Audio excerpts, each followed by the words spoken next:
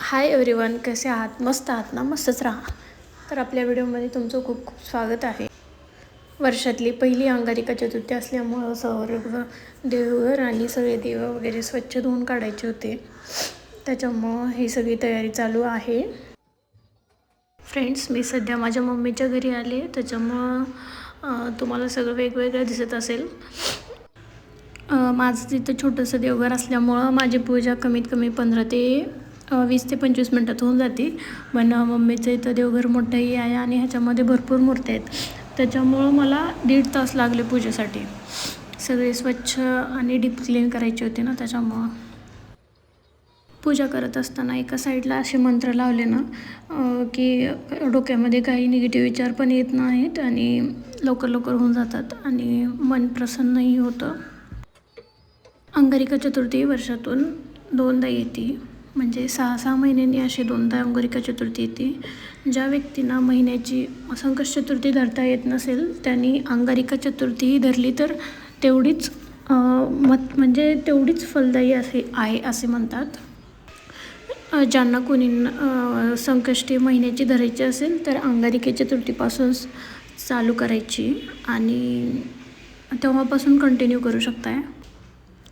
सगळ्या देवांना स्वच्छ अशी आंघोळ करून झाले आणि सगळे देवांना आपल्या आपल्या स्थानावर ठेवते.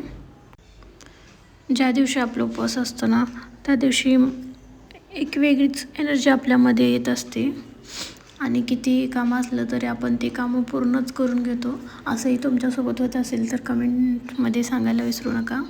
असं तर माझ्या बाबतीत होतं. जे काही पेंडिंग कामं आहेत त्याच दिवशी माझे सगळे कामं होतात. तुमच्यासोबत बोलत बोलत माझी सगळी पूजा वगैरे झाली आहे.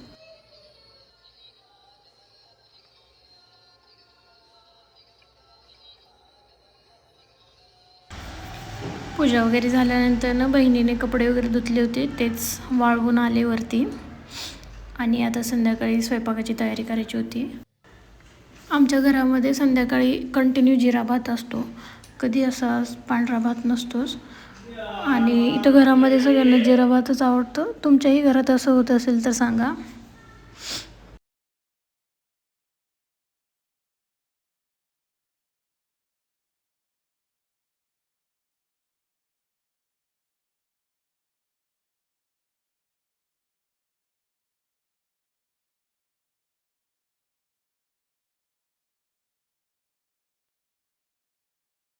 एका साईडला मोदकची तयारी करते. फ्राय करून करायचे होते मोदक. गव्हाचं पीठ घेतलं, गव्हाचं पीठ मळून घेतले आणि सकाळी मोदक करायचे होते म्हणून मोदकचं सारण तयार करून ठेवलेलं होतं. आता फक्त सारण भरून फ्राय करायचं होतं.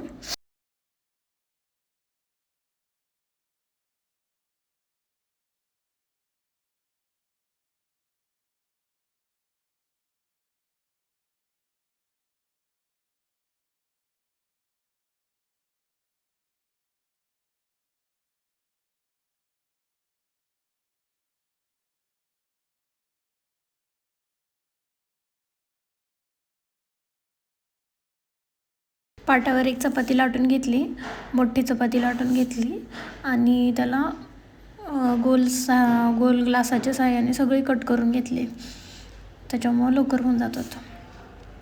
एक एक लाटत नाही बसले.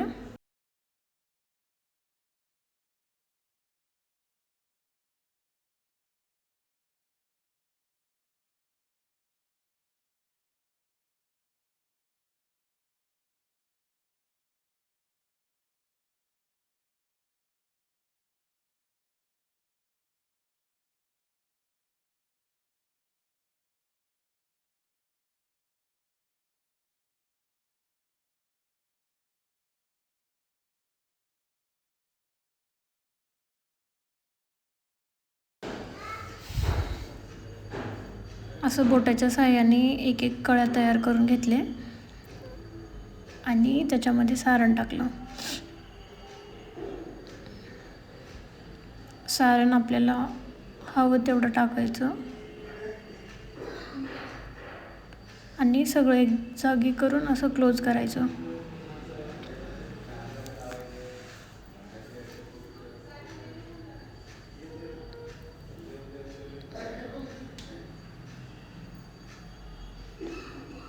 सगळे करून झाल्यानंतर ना लगेच फ्राय करायला घेतले.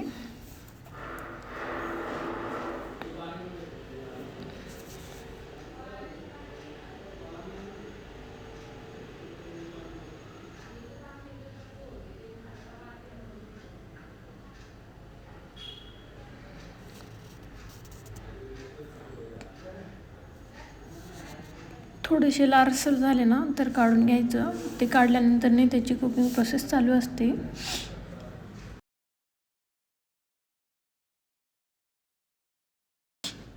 मोदक करून झाले तर आता देवाला दाखवते नैवेद्य. आणि इकडे मम्मी मटारची भाजी बनवते. आता सध्या बाजारामध्ये मटार खूप स्वस्त आणि फ्रेश भेटतात. तोवर आपण मटार खाऊन खाऊन वैतागून जातोय. मम्मीने याच्यामध्ये तेलामध्ये जिरी मोहरी टाकून घेतली आणि मिक्सरमध्ये खोबरा आणि लसूणची पेस्ट करून घेतली आणि ते पण तेलामध्ये टाकली. थोड्या वेळ भाजेपर्यंत इकडं मम्मीने हिरवी मिरची आणि हिरवी मिरचीची पण पेस्ट टाकली त्यात.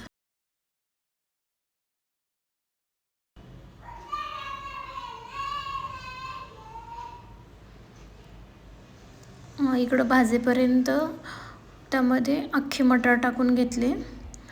ते तेलामध्ये थोडेसे फुटेपर्यंत त्याला फ्राय केले आणि मटारची पण थोडी मटारची पेस्ट करून घ्यायची, जेणेकरून रस्सा एकदम घट्ट होईल.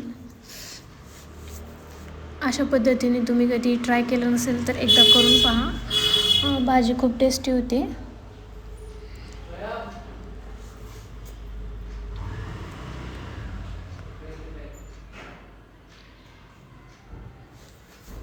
थोडीशी कोथिंबीर टाकली आणि आता त्याच्यावर हळद मीठ टाकून घ्यायचं. चवीप्रमाणे मीठ आणि हळद थोडीशी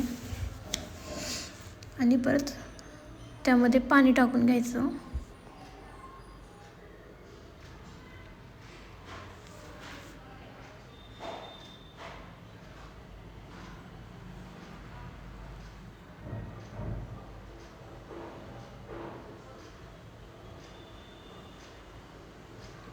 पाणी टाकल्यानंतर ना आपण वाटाण्याचा जो वाटण केला होता तो त्याच्यात टाकून घ्यायचं आणि आपल्याला हवं तेवढं पाणी त्याच्यात घालायचं. आम्ही ही भाजी साधारणतः 5-6 माणसांसाठी केलेली आहे, त्याच्यामुळं त्याच्यात अजून थोडेसे पाणी घातले आणि त्याच्यानंतर ना 2 चमचे कूट टाकून घेतले. भाजी शिजल्यानंतर ना खूप छान लागत होती. एकदा नक्की ट्राय करा आणि ट्राय केल्यानंतर ना आवडली तर कमेंट करायला विसरू नका. आजचा व्हिडिओ आवडला असेल तर लाईक, शेअर आणि सबस्क्राईब करायला विसरू नका. तोपर्यंत टेक केअर फ्रेंड्स.